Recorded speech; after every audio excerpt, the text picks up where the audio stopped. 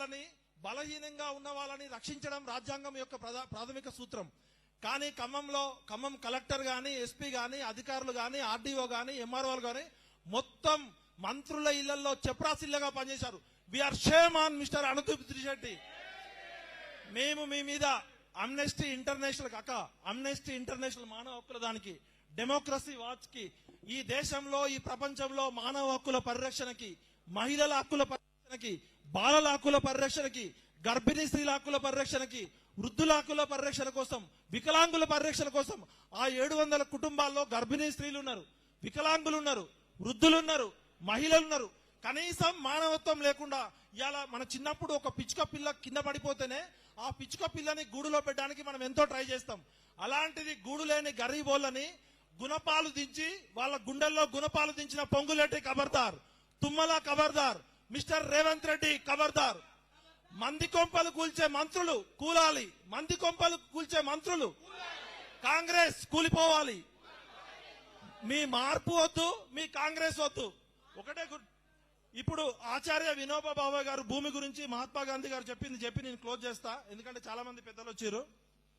మహాత్మా గాంధీ గారు భూమి గురించి ఏం చెప్పిందంటే, ఈ భూమి మీద ప్రతి మనిషి అవసరాలను తీర్చేంత భూమి ఉంటది.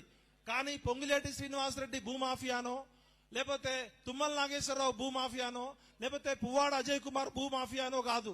మనిషి లోబి పడితే భూమి సరిపోదు. కానీ మనిషి 100 గజాల స్థలం ఇవ్వడానికి, మనుషులందరికీ నివసించడానికి భూమి మీద భూమి ఉంది అందరికీ. అసత్యం మరియు బలవంతంతో నిజమైన ప్రజాస్వామ్యం లేదా ప్రజల స్వరాజ్యం సాధ్యం కాదు. ఒకవైపు రేవంత్ రెడ్డి ప్రభుత్వం గాంధీ గారి గురించి చెప్తున్నారు కదా, మరి గాంధీ గారు చెప్పిన దాన్ని పాటిస్తారా? వినోబా భావే గారు చెప్పారు, భూమి దానం అనేది దానం కాదు, అది సామాజిక న్యాయం. భూమి అనేది కొందరు వ్యక్తిగత ఆస్తి కాదు, అది సమాజం కాపాడవలసిన నమ్మకం.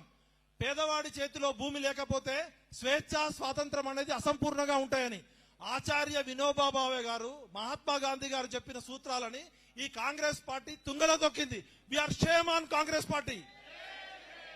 Mister Rahul Gandhi, you are roaming from Kashmir to Kanyakumari holding Indian constitution, but where is your spirit? We are shame on you. రాజ్యాంగం, భారత రాజ్యాంగాన్ని పట్టుకొని నువ్వు అధికారంలోకి వచ్చి అదే భారత రాజ్యాంగాన్ని మీ రేవంత్ రెడ్డి ప్రభుత్వం తుంగలో తొక్కుతుంటే నువ్వు ఫుట్బాల్ మ్యాచ్ ఆడడానికి వస్తావు, కానీ మా పేదోళ్ల గురించి పట్టించుకోవు. నిన్న కాక మొన్న వికారాబాద్ లో కాంగ్రెస్ నాయకులు డాన్సులు వేసుకుంటూ వస్తున్నారు, కానీ ఇక్కడ 700 మంది పేదోళ్లు బర్రెలు గొర్రెల్లాగా జంతువుల కన్నా హీనంగా కొట్లాటలు తొలిస్తే కనీసం ఇంతవరకు కాంగ్రెస్ పార్టీ హైకమాండ్ స్పందించలే. అంటే దీన్ని బట్టి కాంగ్రెస్ పార్టీ ఎలాంటి పాలన చేస్తుంది? ఇది ప్రజాపాలన, దగా పాలన? కవితక్క గారు, తెలంగాణ పౌర సమాజం ఇవాళ కళ్ళు తెరిచింది.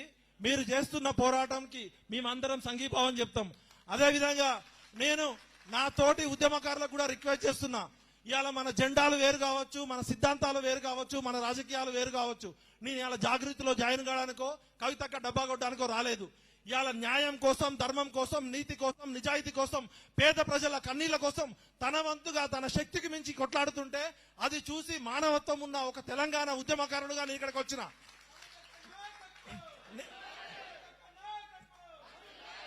తెలంగాణ పౌర సమాజానికి నేను కాళ్ళు మొక్కి వినమ్రంగా నమస్కరిస్తున్నా. కవిత గారితో మీకు రాజకీయ సిద్ధాంతాలు, ఆమెతో మీకు ఈగో ప్రాబ్లమ్స్ ఉంటే పక్కన పెట్టండి. ఇవాళ విశారదాన్ మహారాజాన్ గారు, కవిత గారు చేస్తున్న పోరాటం న్యాయమైందని నేను నమ్ముతున్నా. పాషం యాదగిరి సారు, మా పృథ్వన్న, తొలి వెలుగు రఘు, మీరు చేసిన పోరాటం మంచిదే. నేనేమంటున్నానంటే, కలిస్తే నిలుస్తాం, నిలిస్తే గెలుస్తాం, విడిపోతే పడిపోతాం, పడిపోతే ఓడిపోతాం. కాబట్టి వెలుగు మట్ల ప్రజల కోసం ఇవాళ ఎటువంటి ఈగో ప్రాబ్లం లేకుండా తెలంగాణలో ఉన్న అన్ని పౌర సమాజంలో ఉన్న అన్ని ప్రజా సంఘాలు కలిసి రావాలి. కవితక్క నాయకత్వం కోసం ఇక్కడికి రాలే, ఆ సమస్య పరిష్కారం కోసం ఇక్కడ మిగతా రాజకీయ పార్టీలు వచ్చి షో చేస్తున్నాయి. నేను వస్తే ఆ సమస్య పరిష్కారం చేస్తానని విశారదన్ మహారాజన్ గారు, కవిత గారు అక్కడ భీష్మించి కూర్చుకున్నారు. తెలంగాణ సమాజంలో 4.5 గంటల పాటు ఎండలో మొత్తం ఖమ్మం జిల్లాలో ఉన్న ఖమ్మం ట్రాఫిక్ మొత్తం స్తంభించిపోయింది. పోలీసులు, జర్నలిస్టుల మిత్రులు నాకు చెప్తున్నారు, ఇంతవరకు తెలంగాణ ఉద్యమ చరిత్రలో కూడా ఖమ్మంలో అంతసేపు ట్రాఫిక్ స్తంభించిపోలే. అలాంటిది ఖమ్మం పట్టణంలో ఎటువంటి కవిత గారు ఒక 100 మంది 1000 మందితో రాలే, అక్కడ ఉన్న కొద్ది మంది వ్యక్తులతోటి అక్కడ ఉన్న బాధితులతోటి, నిజమైన బాధితులు మహిళలు ఇలా కానిస్టేబుల్ మీద తిరగబడ్డారంటే వాళ్ళ కడుపు గోస, వాళ్ళ గోస అర్థం చేసుకోండి.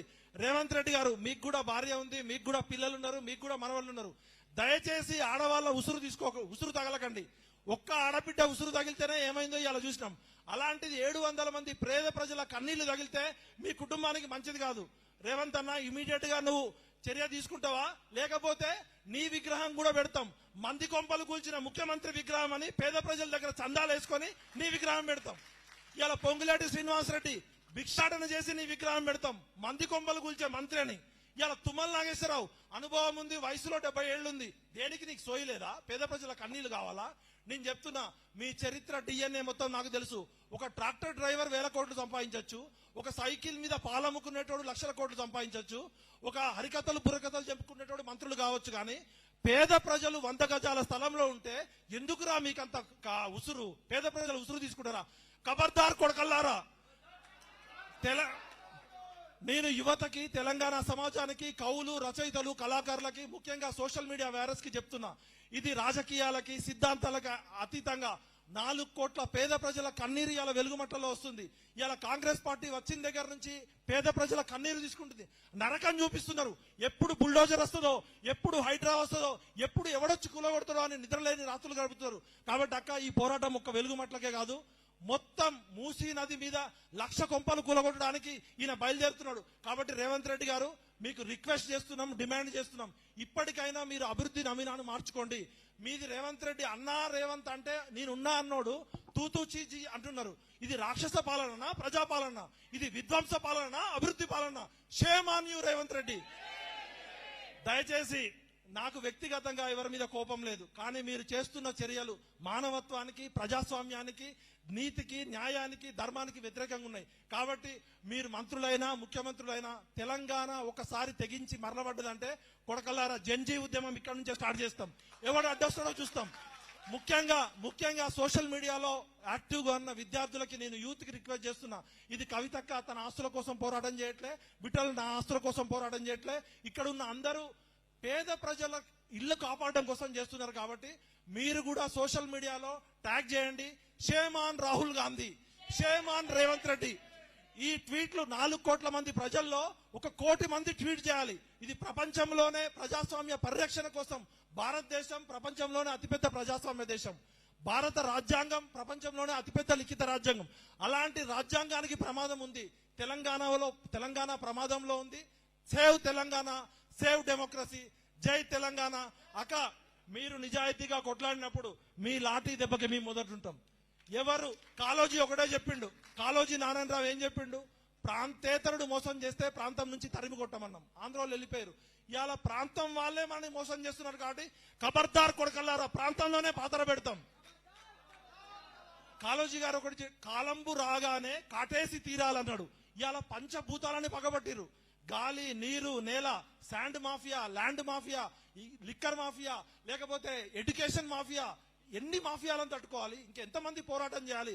48 వీర తెలంగాణ సాయుధ పోరాటం నుంచి నేటి వరకు పోరాటాలు ఘనంగా ఉంటున్నాయి, ఫలితాలు క్షీణంగా ఉంటున్నాయి.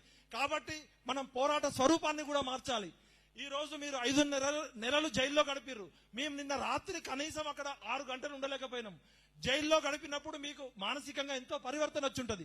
తిహార్ జైల్లో ఒక మహిళ ఉండడం అంటే మామూలు విషయం కాదు. మేము కూడా చెంచల్గూడ జైలుకు పోయినాం, చెర్లపల్లి జైలుకు పోయినాం. అక్కడ ఉండే ఫెసిలిటీస్ వేరు. కానీ 5.5 నెలలు ఉండడం అంటే ఆ బాధతో, పేద ప్రజల హృదయంతో, ప్రజలకి మంచి పని చేయాలనే పరివర్తనతో వచ్చిన కవితక్కని స్వాగతిద్దాం.